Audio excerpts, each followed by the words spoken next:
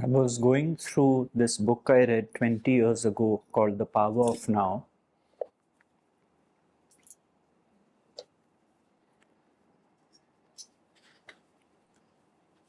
And two sentences right at the start struck me.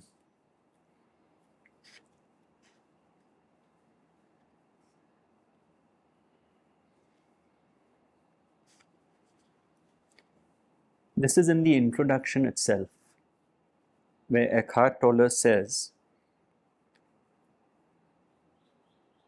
"But even the most beautiful experiences come and go. More fundamental, perhaps, than any experience is the undercurrent of peace that has never left me since then." So he doesn't say the undercurrent of an experience, the undercurrent of peace that has never left me since then. Sometimes it is very strong, almost palpable, and others can feel it too. At other times, it is somewhere in the background like a distant melody.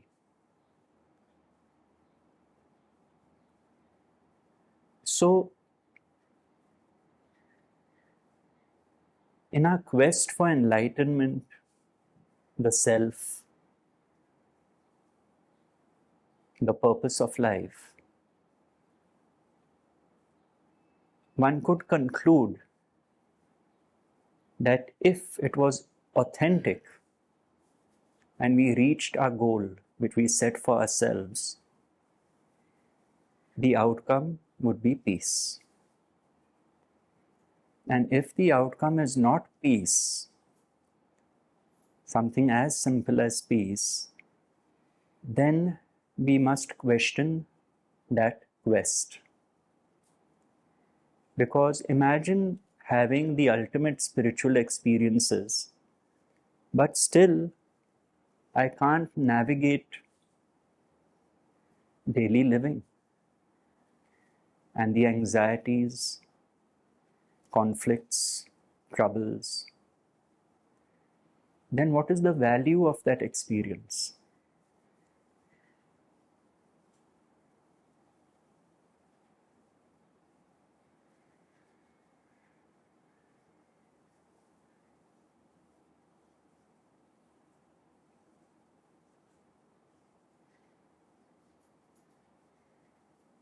So we can agree that the quest is for peace. In other words,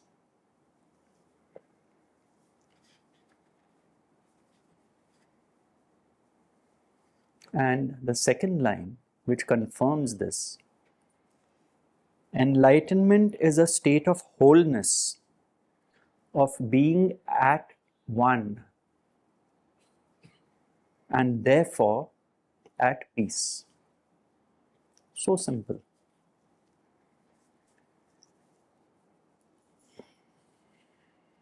So you may be pursuing any spiritual path, any spiritual teaching, any master. But the question has to be asked, am I more at peace now than I was before? That is the only measure.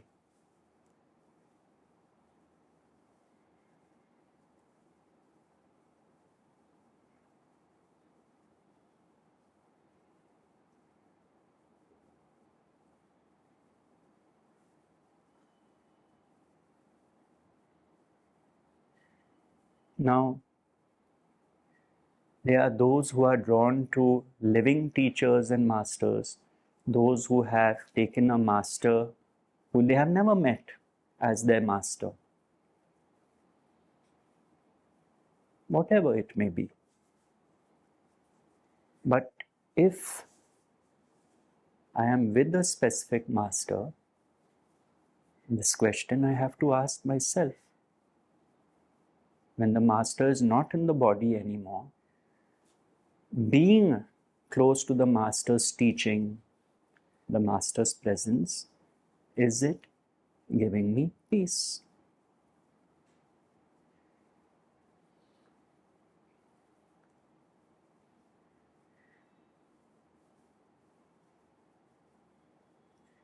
And this can only happen with an open mind. If one's mind is not open, if one thinks one's master is the greatest and the best, one shuts off from a field of infinite potential, because the master is one appearing in many forms.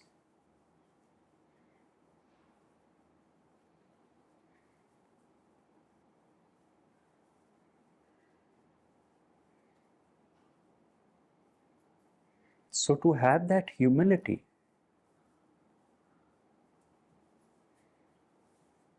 and be open and receptive,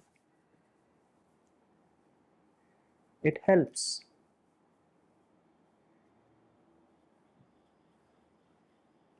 Over the years, I have had so many instances where people have come here. Why? They have their guru, they have their master, whether it is Sai Baba, whether it is Meher Baba, whether it is Neem Karoli Baba, whether it is the mother of Pondicherry. But those people are convinced that their master has brought them here. Because sometimes the truth is expressed in a relatable way, perhaps, in a different way, to deepen one's understanding. So there's no conflict, but because they are open, they follow their intuition.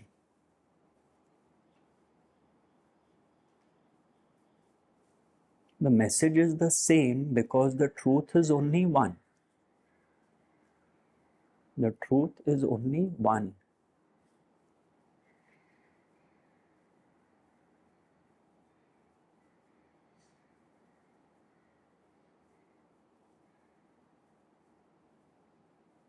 Now, what is this truth which is only one?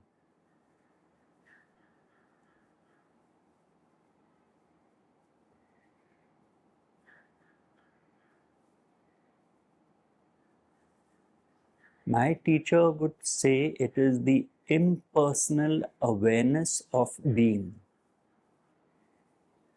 Sounds quite complex. The impersonal awareness of being. What does it mean? Simply that if there was no memory of you as a person, supposing with amnesia your memory was wiped out completely, you could not recognize anyone, the awareness of being would still exist, because you know you are existing, but there is no person anymore. The impersonal awareness, I'm aware, I know I exist, of being, not becoming, not has been, because has been and becoming is the person. Pure being. Now, we are in a cosmic trap, because whatever we are viewing in life, the situation we are in, the people we are dealing with, is through our filters, our conditioning. Conditioning is the past. All the collection of thoughts since day one and experiences of life which shaped me become my conditioning. And I view the person in front of me or the situation in front of me on the basis of that filter. So you could say that we are viewing the present through the past. As a person, we are viewing the present through the past because we are built that way. Which basically means that we are viewing the present as the past. Because our reference is the past. So we are in the moment living in the past. And in the future, we are living in the past. So we are all living in the past.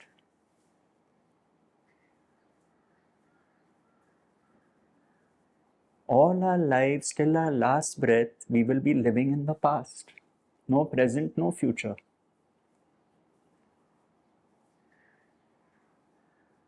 Which basically means we are living past lives. Isn't it absurd? It's really absurd.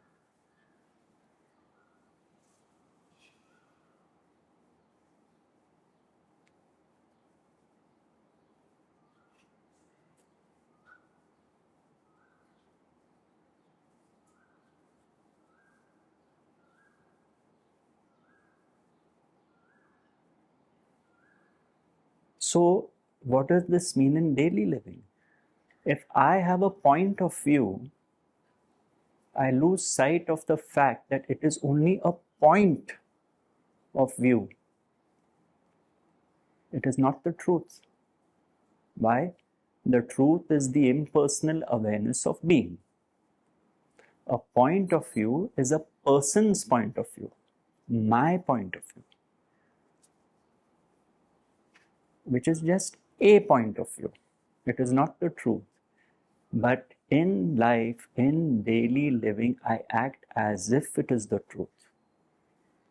I am right, and this is the truth.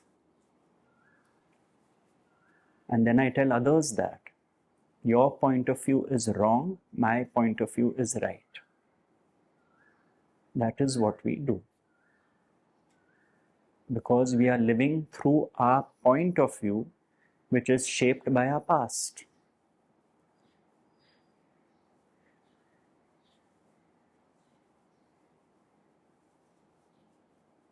The truth has no point of view.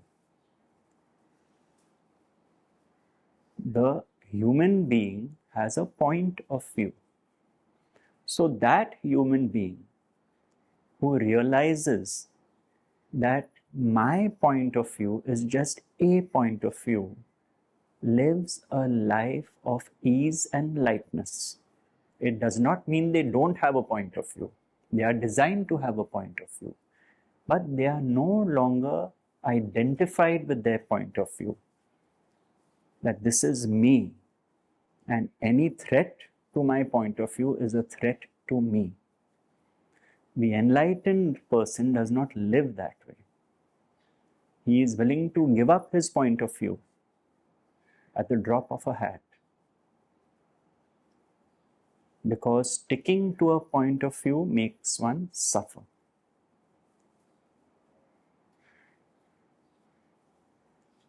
So we start living a life more and more of conscious presence.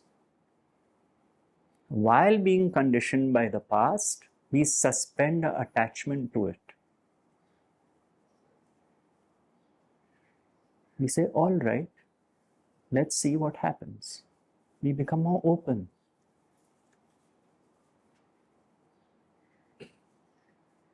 We become open to criticism.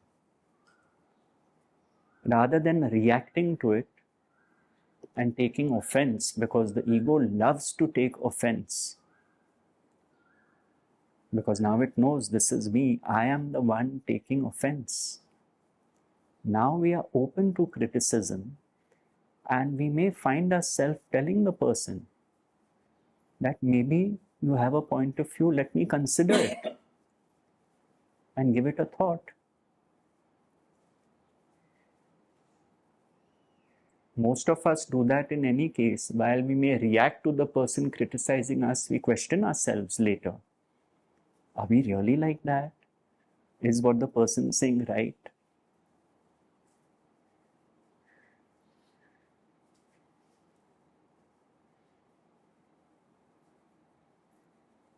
You see, this is the journey of the death of the me. And that is why Maharaj said, be careful, be sure you want to be on it, because it will burn the house down. The house of walls, separation, beliefs, ideas, concepts.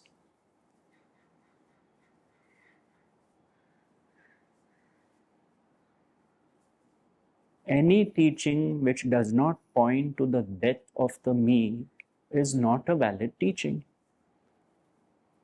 The reason we are drawn to satsang, to spiritual teachings, is because at some level we have realized this material world is of no value beyond pleasure in the moment. It is not lasting, it is transient. There are too many ups and downs. And so that inner quest, what is life about? That is the inner awakening. And life is about the death of the me. So that when that dies, life is lived fully. The time on earth that is allocated to me, I live fully through conscious presence, conscious being.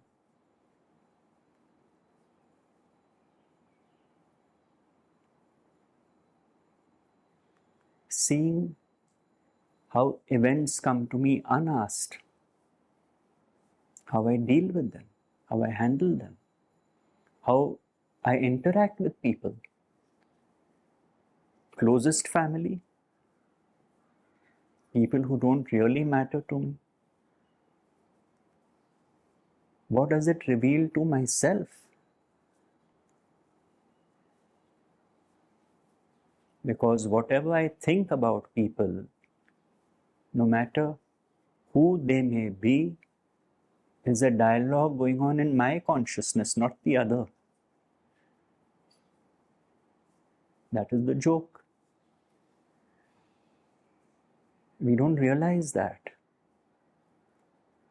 Everything is within. There is no without only. There is no without. The kingdom of God is within me.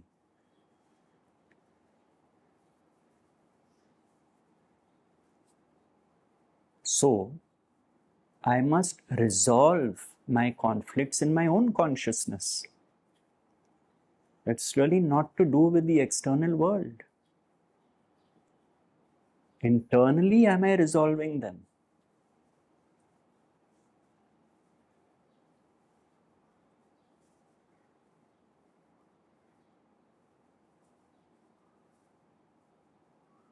This means realizing the self, the one self with a capital S, which is very simply put, the one behind the many.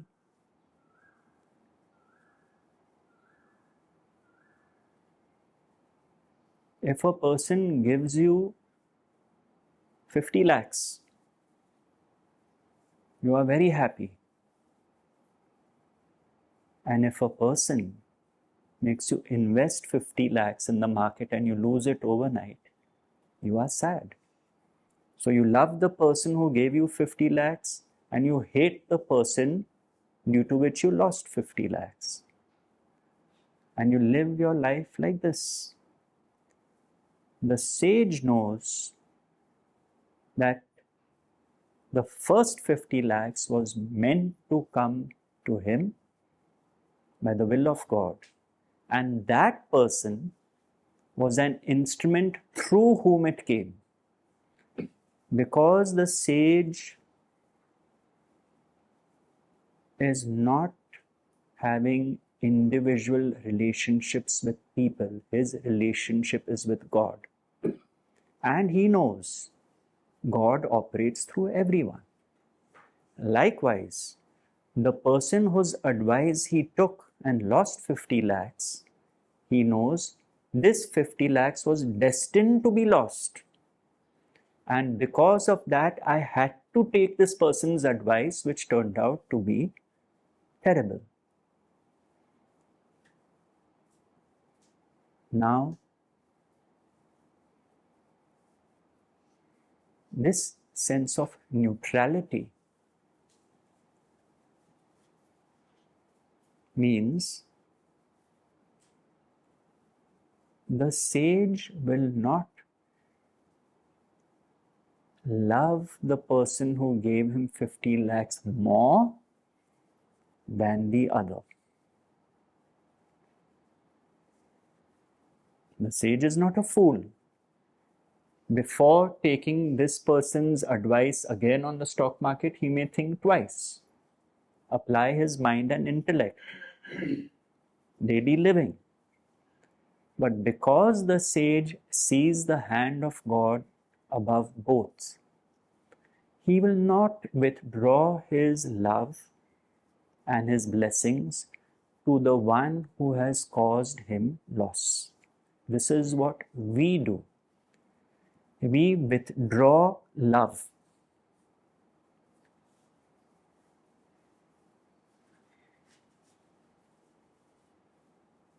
We are experts at withdrawing love.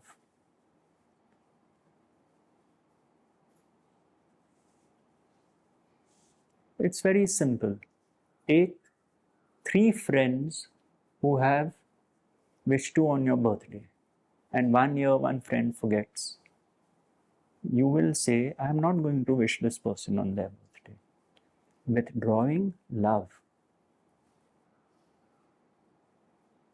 Why? Because you did something which hurt me. This kind of dialogue does not exist for the sage because the sage's nature is love.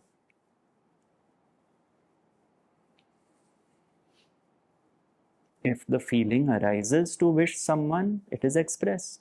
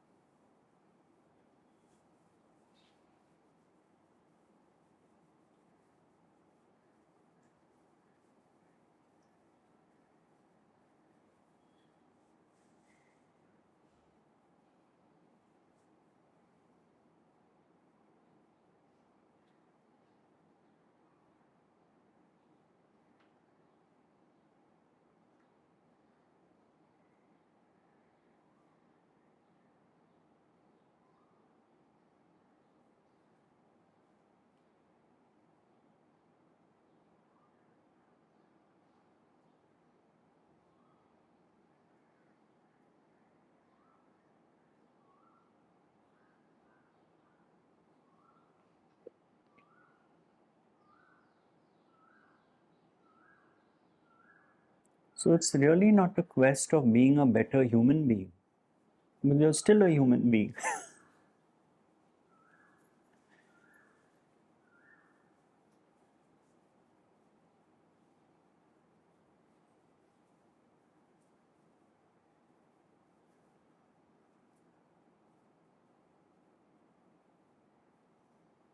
It is a quest for being at peace, which is the absence of that human being who judges human beings as good or bad.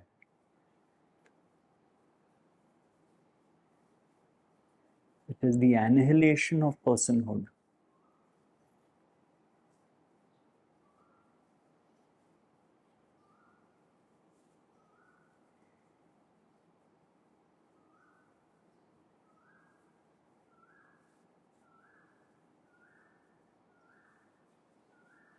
The son of God, the daughter of God,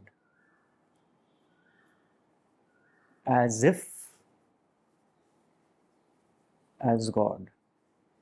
Archangel Michael, Michael, as God.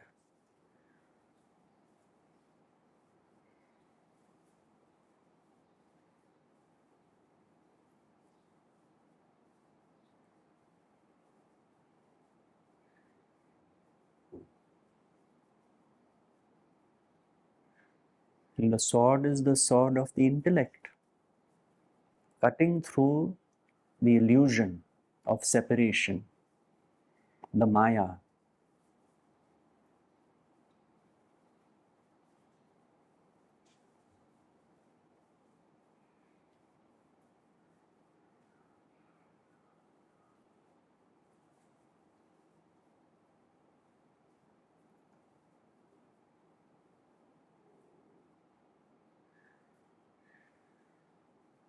The illusion is so tempting, it comes in so many forms. But having that awareness so that we don't fall into the past patterns, that is the journey.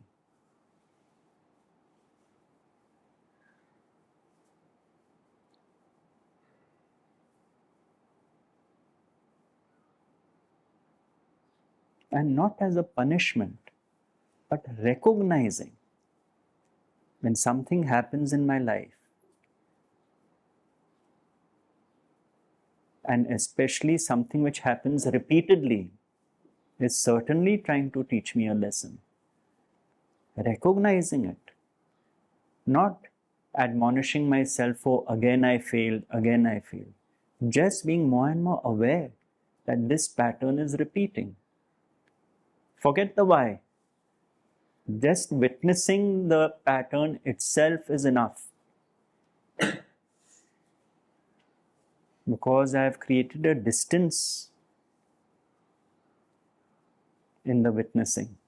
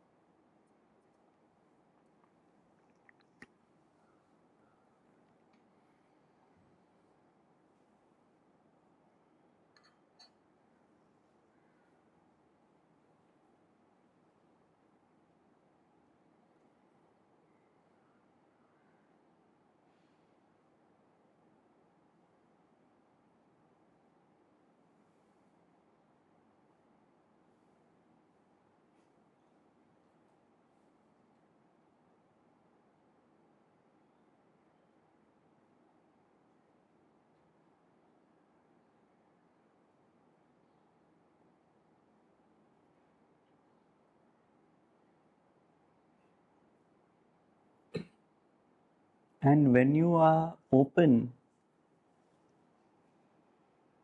to someone else's point of view, you will find yourself saying, I see your point of view. Because you know now that if you were in that person's shoes, with their conditioning, their background, you would say the same thing as them. So there's no right or wrong point of view anymore. Rather than opposing it immediately, I see your point of view, but this is my point of view. That's the spirit of cooperation, of felt oneness with being, not of resisting and opposing.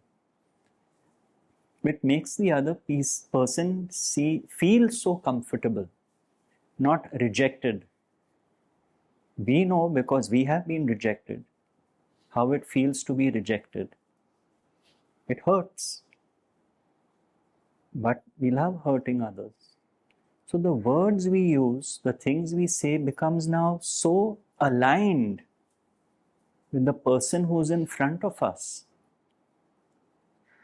We allow them to express themselves fully before replying. Earlier we never did that. We would not give them a chance to finish what they are saying. Now we allow it, and we allow ourselves to think differently than we did earlier. We allow ourselves this freedom to change our own minds because we are no longer rigid. I mentioned this earlier. One therapist in the US, when she told me, because in therapy you can have specialities. She said, I specialize in trauma. I said, you will be the most successful therapist because who has not seen trauma? Birth itself is trauma. 9 months in the womb in darkness.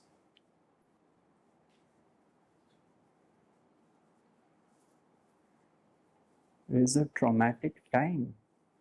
And most of us are born crying, trauma.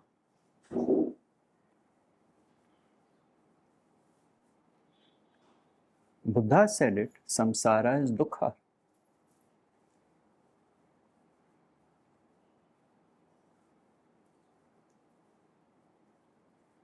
He didn't say it's joyful living. But through life, through daily living, what joy can I discover? That joy which does not depend on me buying something nice and expensive for myself, giving me a nice holiday. Those are pleasures which are fleeting. What is that joy, no matter what income group I belong to, what background I come from, which I can say is mine? Through the suffering, through the samsara, through the pleasures and pains, there's only one joy which stands on its own. And that is the joy of being. Still, nothing takes away what I feel when I watch the sunset over the sea, when I look at a tree, when I'm enjoying small things in life, no matter what challenges I have been given. I know that small thing touches me. What is that? We all know that. For different people, it's different things.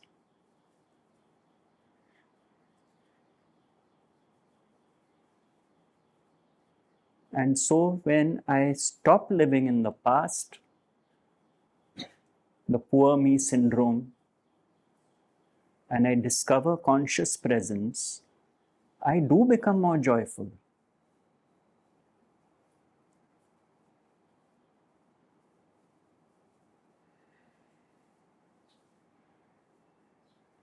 But that is a joy which does not have highs and lows.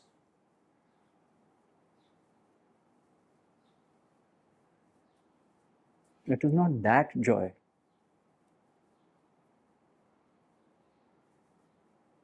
That joy is the discovery of the nature of life and living and people. That is the joy.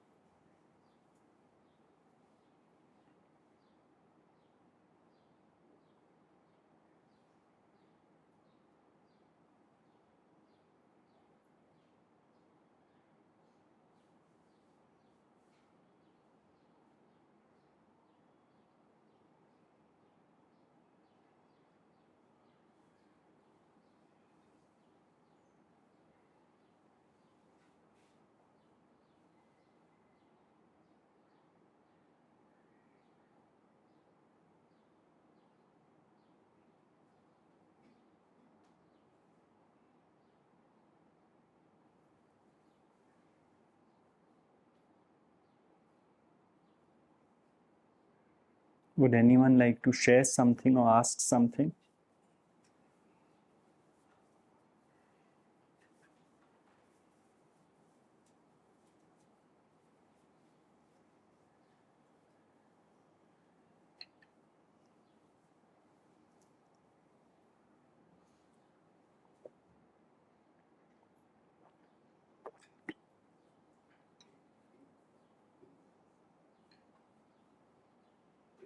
Yes, Seema.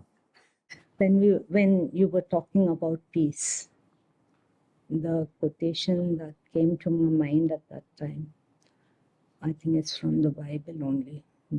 The peace that surpasses. Surpasses understanding. So, could that be explained further? That is all what I've spoken about. Means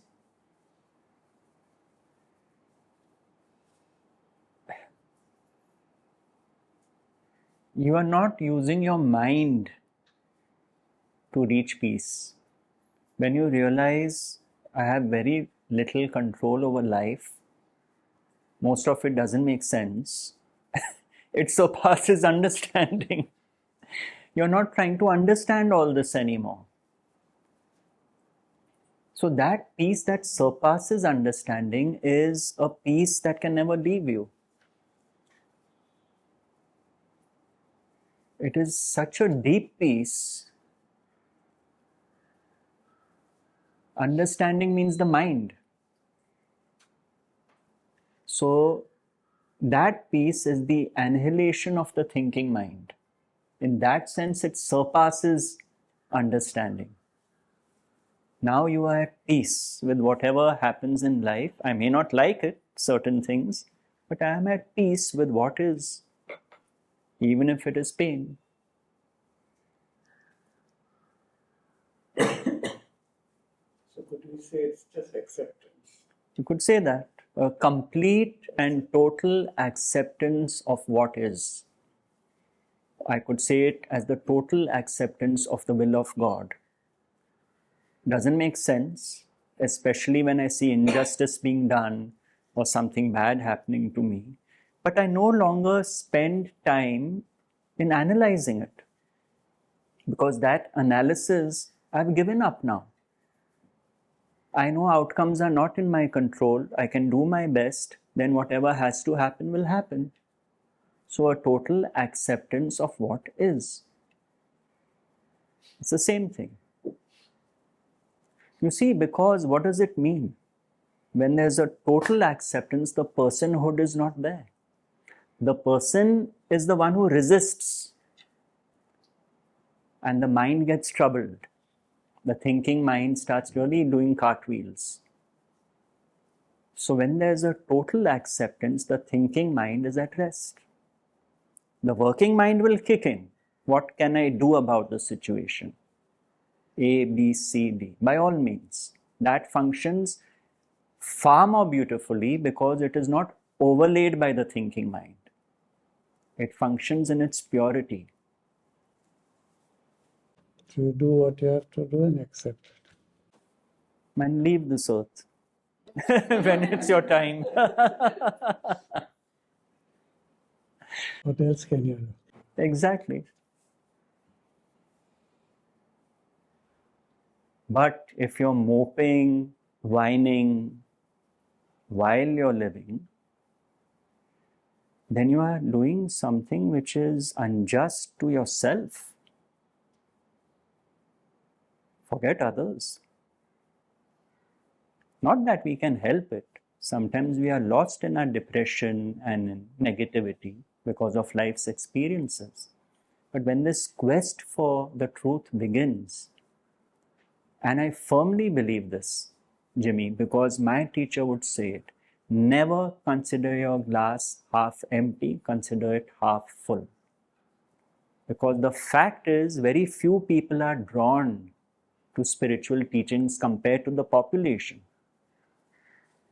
And that step can only happen by the will of God. So you are not alone from the start.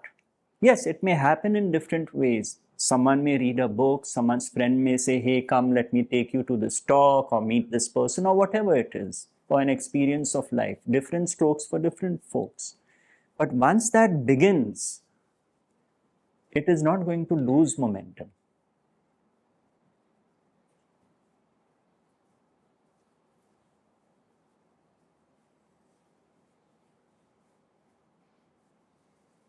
When we accept something, yes, just when we accept something, happening and accept it, and the thoughts stop immediately. With this thing happens with me, no thought. Now let it happen. So it's so beautifully things happen. That means you're living it. Yeah, definitely. Or rather, it is being lived through you.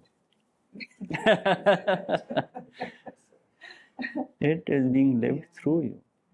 And only gratitude can arise for that.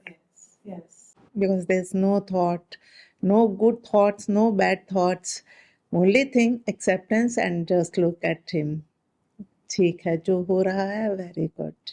It's happening for my best. And it always is for the best. Even when it's not for the best, it's for the best. Most of the time, it's for the best. No, sometimes it doesn't make sense. Like someone who has seen a lot of setbacks and loss, if we tell that person it all happens for the best, it's putting salt on an open wound. But for that person to realize, it happened, I received an email, I think last week, about alcoholism. And this person wrote, I don't know, was it an email or where? Anyway, he said not only one member of the family, 3 members were alcoholic, and he had to deal with that. So, but the realization, this was my lot, has given him peace, and he could manage himself through it. So, that realization that in spite of circumstances and what cards I have been dealt with, I have found my peace. That is so beautiful. Because see, we all have been dealt different cards. We have suffered in different ways. And some certainly have been destined to suffer more than others. We don't know the cosmic law. There's no point asking why questions. But no matter what cards I have been dealt with, if the opportunity is presented that, hey, there is something which is giving me peace no matter what circumstances I find myself in, then not to let go of that. Hold on to it. Like Meher Baba would say, hold on to my daman or whatever. Just hold it is enough to take you out of it. But that much we have to do. And we know it for ourselves that some teachings may not make sense to us, but we are drawn to it. So we have to trust our own knowing and keep the mind aside a bit.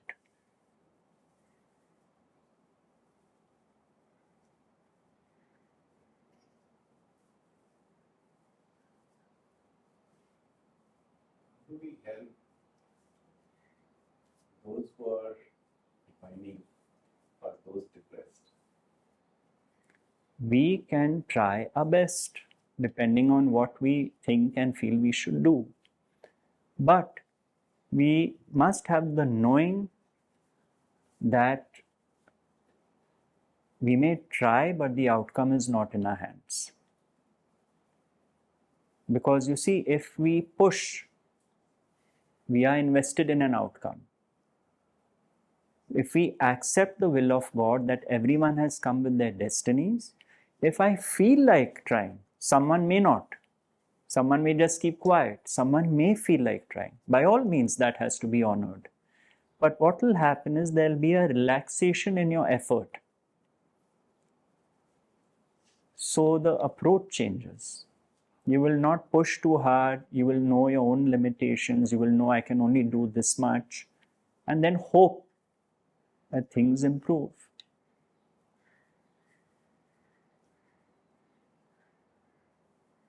Especially when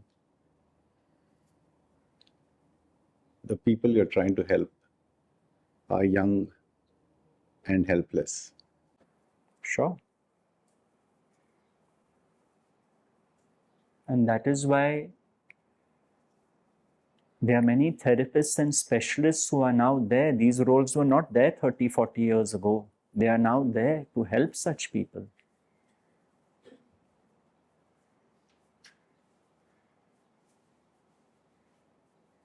So by all means, and when one can't do anything, be there as pure being for them, as pure presence. It's very comforting when you are down in the dumps to have just a presence who does not judge you next to you. In fact, I think it is of more value.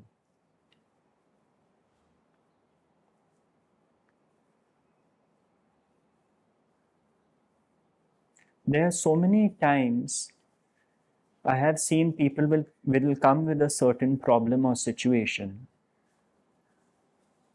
and speak their heart out, and I'm just listening to them. And they get their own resolutions and answers and they leave happily. Because you see, sometimes we just, when we ourselves are externalizing our issue, we find our own solutions. So I don't take being the witnessing presence lightly.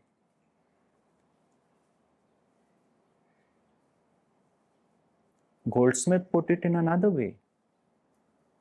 He said, being the witnessing presence, the error falls away on its own. The error, the misperceptions dissolve because they've just been brought to presence.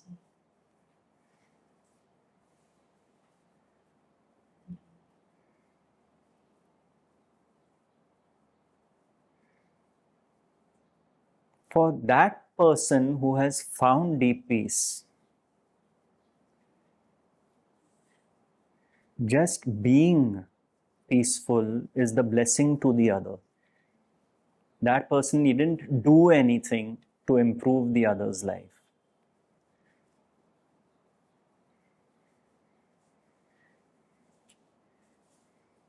And so you can imagine, we should be so grateful for the peaceful people, not only in our lives. We may be at a restaurant or at the airport and there may be one who is at peace. That is a blessing.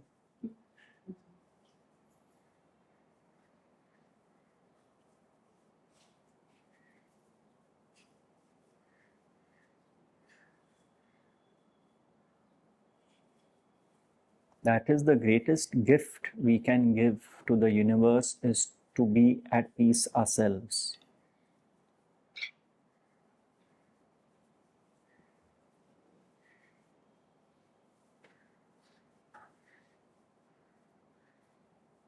Coming here is also a blessing. For me too. I am blessed by all of you all. Yeah, I'm so blessed. You are blessed by only one body-mind organism. I am blessed by so many. So I have an ulterior motive.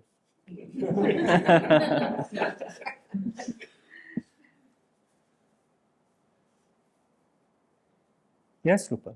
So, one thing was that, am I at peace more and more? And am I able to look at my past? Though I may not be able to do much thing about it, but that is very clear. It's that I have become much more peaceful over the period of years. in this. The other thing which was that we have lived many lives and many masters. So few days or few months back, I was thinking that we need to focus on Mother or Aurobindo and something. And now I feel that having had a lot of experience and having read some things from where even Ramakrishna and Aurobindo appeared together. So I feel that that wideness or vastness is not to be restricted. That was the second. Third thing about so many times when you read the newspaper, you read some articles and things, you get disturbed. Of course, that things will arise. And then you ask, what is that you can do? And the beautiful answer which I was trying to articulate is that if you can't do anything much more, then be at peace yourself. Be full of love and light. Even bringing the light from above and consecrating it into a peace and love would actually change things. That's what the Himalayan masters do ultimately. They guide you through their presence rather than any. And ultimately doing whatever is being done, offer it as you are not a doer of things. Yeah. You know, my teacher once gave this example. At his time, there was the Kargil war going on. And he asked himself this question one evening: what can I do? I'm not a soldier. I feel so bad seeing those coffins which are returning. What can I do? Next morning, he saw in the Times of India a full page ad for some Prime Minister's relief fund for the Kargil soldiers. Promptly, he got up, wrote out a check, sent it, and he said, I did what I thought I should do, and that was it, finished. So, if we find we can do something, we do it. If not, like you said, be at peace. Because I used to do a lot of things on the medical front in everything. Sometimes now it becomes, but now I'm more at peace at trying that whatever I tried and did, that is being followed by others. Things are happening, things are changing, and everyone has its own destiny. You can't change the destiny of other things, but what you can do is you can assist them on that journey. That's the most thing, and be at very peace yourself. So this time something arose, like my mother got a dementia and everything. She was in a very violent state, and I felt I was also disturbed because of it. But then I prayed to the God that at least I can take her to the doctor, because she was refusing food, everything. Now at least I see the grace that she is ready to take medicine and some food that may help her soul journey. And that is what I pray for now. But there's nothing else which we can do about it. Precisely. So finding that peace, but it's very difficult. It is. That is the peace that passeth understanding. Because when I read about Mother or the other people, they said that the peace Mother got when she landed at Pondicherry, that never left her. And for us, it leaves fleetingly. But then, even in that condition, I say that we are more at peace than where we began from. That is it. You will only know when you compare it with the past. Yeah. Am I more at peace now than I was before? One thing about Rameshji which I remember is that whatever happens, it could have still been a worse outcome. So when I look at that sentence where he said that it could have been worse, that example, when that person said that uh, his friend comes and says that our friend Peter was shot. So well, it could have been worse. I said, why?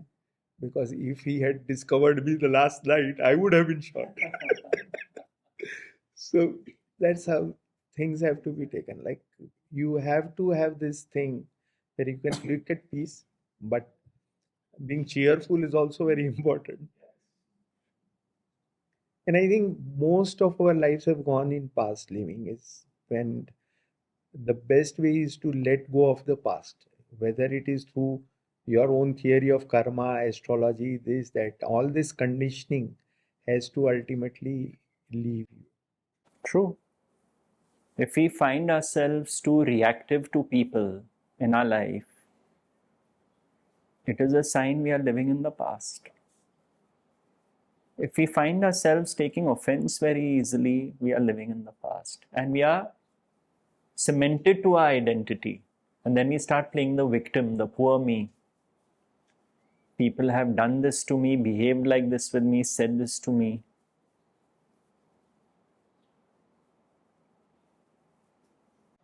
And it is only when we try and leave the past is that we can focus on creating a future.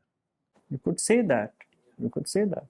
So I was thinking of why I lost money or something. It's better that I start thinking how can I make more money, or I can be more happy, more peaceful. Maybe. And then you must have told yourself, at least I didn't lose other. Yeah.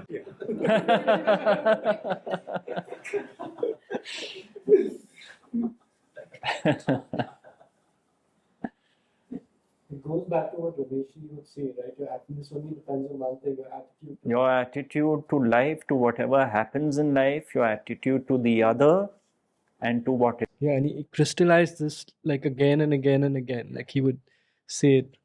Yeah, and he was condemned to be too simplistic because of that, but it boils down to that. People wanted the higher vocabulary and words and all that, which later on in his life, he just dropped all of that.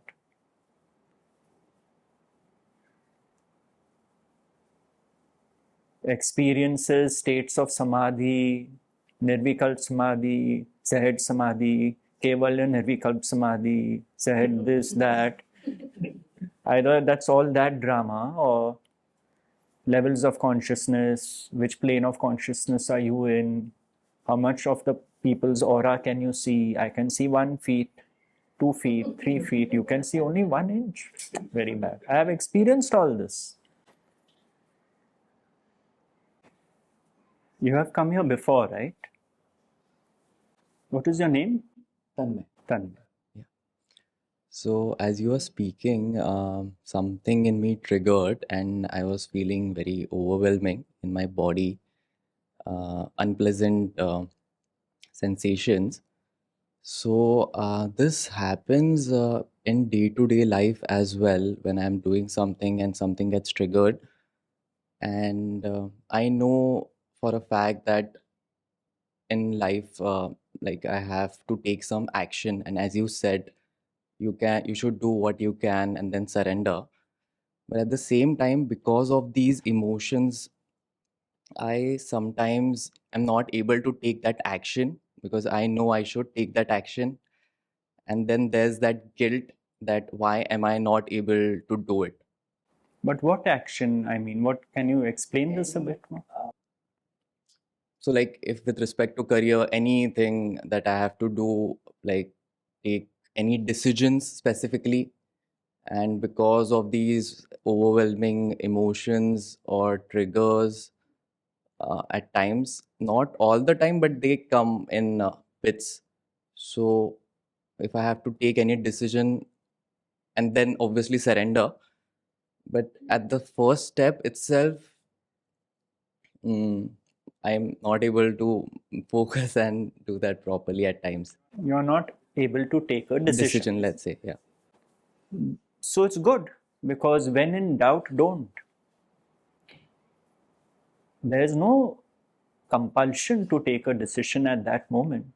Better to have the emotional body calm down, keep a gap, and then take a decision more objectively. Now you are aware that things are happening within when you are triggered. Most of us get triggered and we are not aware of it also. Ask any therapist, they'll tell you this, that awareness is the first step. Am I right? Yes. No, because there are therapists sitting here. But everyone seems to be a therapist. You know, like they say, in a room full of mad people, you'll go mad. So I have all therapists here. So, to even be aware of the triggers is a gift. Now, to cooperate with it, to become friends with it, rather than see it as a problem, to understand it, maybe to speak to someone. It is a big gift, and as he said rightly, you start viewing things as it could have been worse. And here I am saying that the awareness itself is the master key. Because we are living unconscious lives mostly. To be conscious of something is a very huge step. To be conscious of your pain and what triggers the pain is a very big step. Make no mistake. That is the gift you have been given.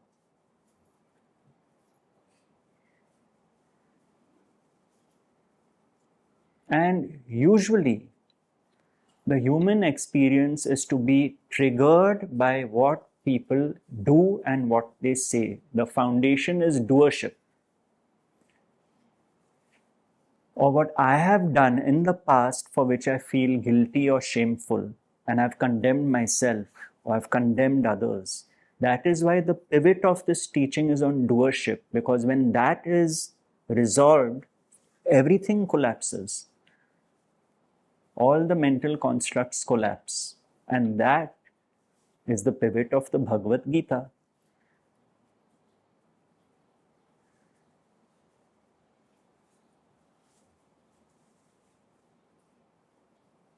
And there is a mantra which works beautifully.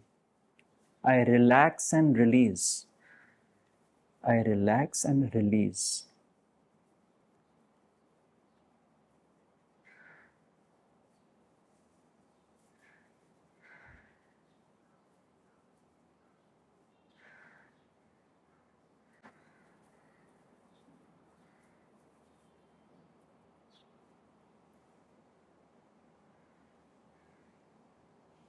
What brings you here? Were you visiting Bombay or? I just came first. Oh, you reached this morning? Went back. Missing me? Yeah. You know, retreat this year. So No, they are coming up. this year. Yeah, November, and November is Dharamshala. And This is regarding February 26th. Yes. I thought that that has to be booked so much in advance, unfortunately, so we announced it. And maybe we'll try one in the monsoon if it works out somewhere in July. But good you didn't know, otherwise you would not have come. All well? life is full of trouble. What to do? Yeah. That is the mantra. What to Wrongly do? on.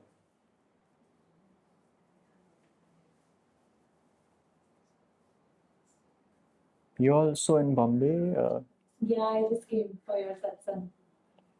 No, you must have been in India, right? Yeah, I'm Pune. No?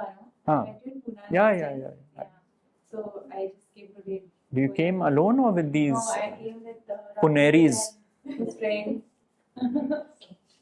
So I had taken their number and then I see, I so I see. knew that they come regularly.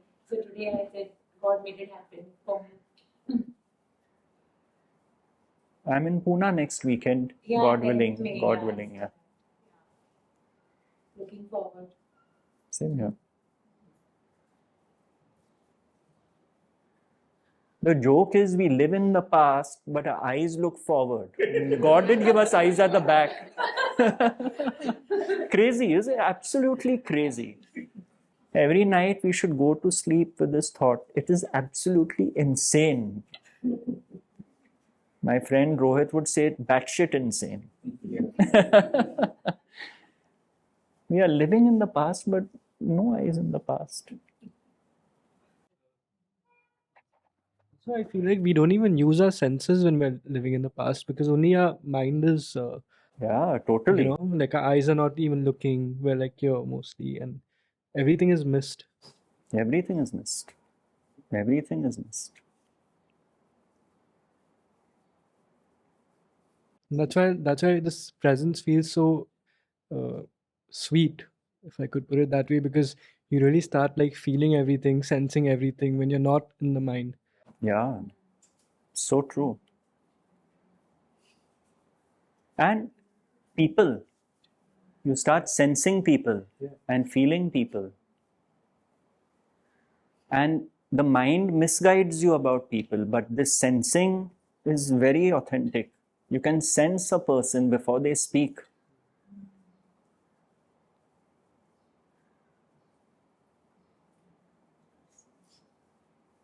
My name is Nausheen, and I've come here for the first time with my sister. So, Who's your sister?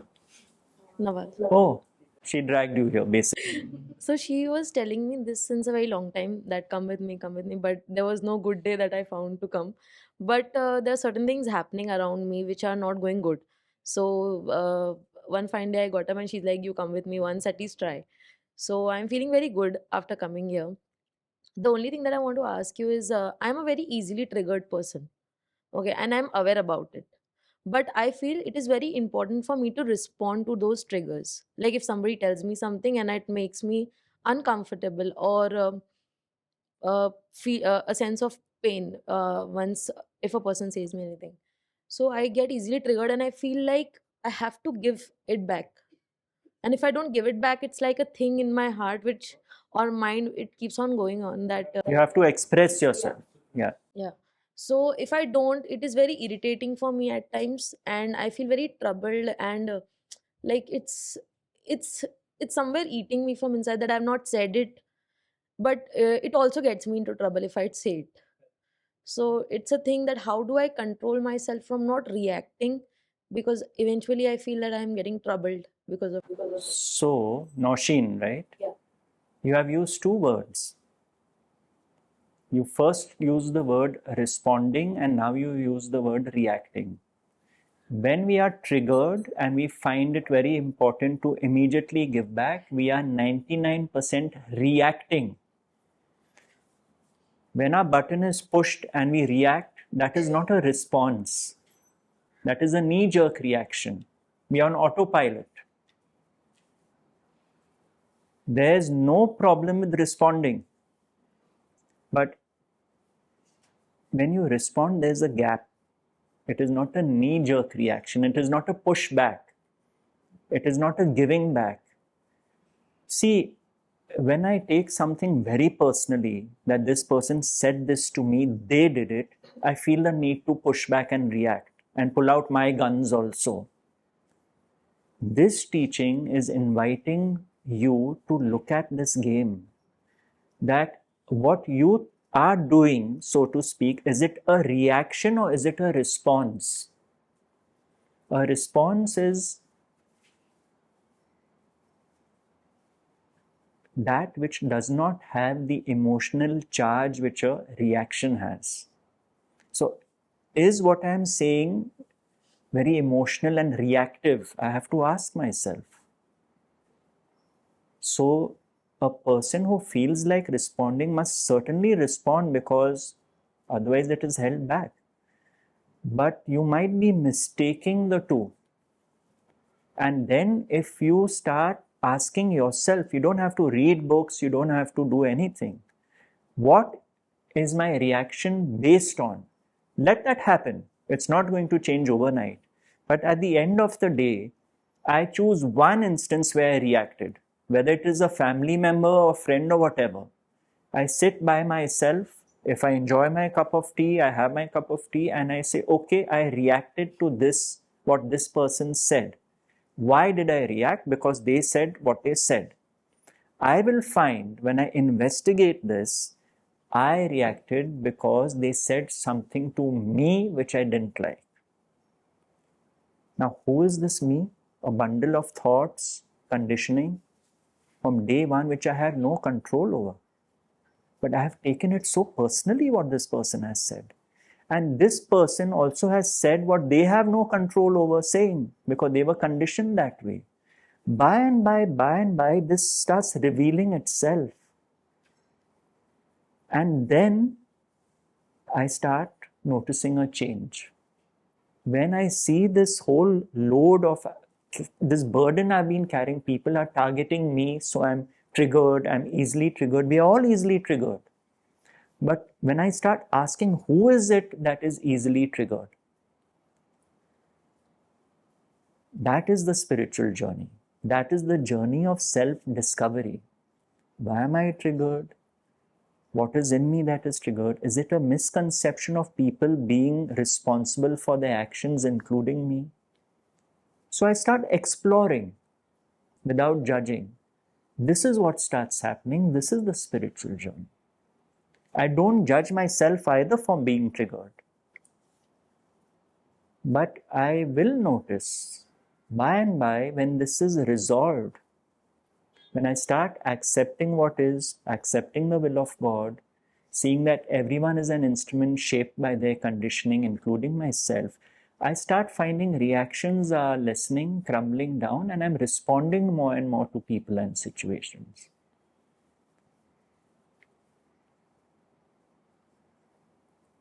Definitely, rather than repressing, one must speak out if one feels the need to. But by and by, the words I say when I react might change. When this starts, I would say, welcome to the spiritual journey.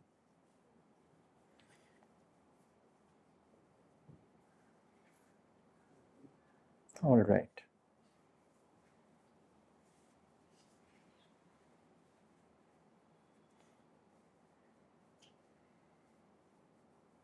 It's actually not a burden, the spiritual journey. It reveals. You will start looking forward to it. That is why so many on the spiritual path start losing their friend circle because it does not interest them anymore. Welcome to the club.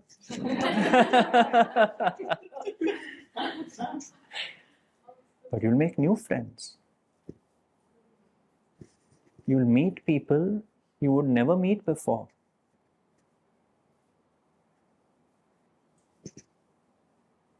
Everything starts changing. Better it changes gradually than suddenly. Baby steps. Because when you take baby steps, you're more stable. Even the mother has said this. Better gradual than sudden. It's just like wealth. Better to get wealth gradually than suddenly, because when it comes suddenly, you don't know how to handle it. And you may make mistakes.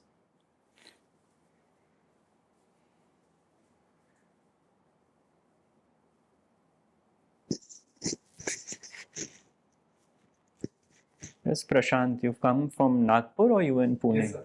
In this month. Something must be in the planets today that all these people are here. Who's studying astrology, anyone? Sir, आपके plans. Huh? अपने case.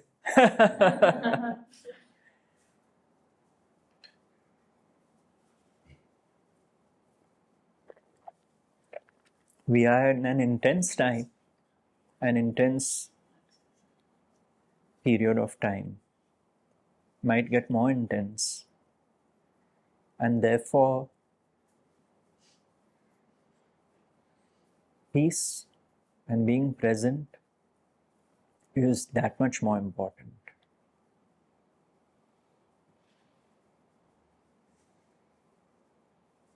We have to be careful on the spiritual path because we tend to absorb people's vibrations, whether they are fear-based, negative, opinionated.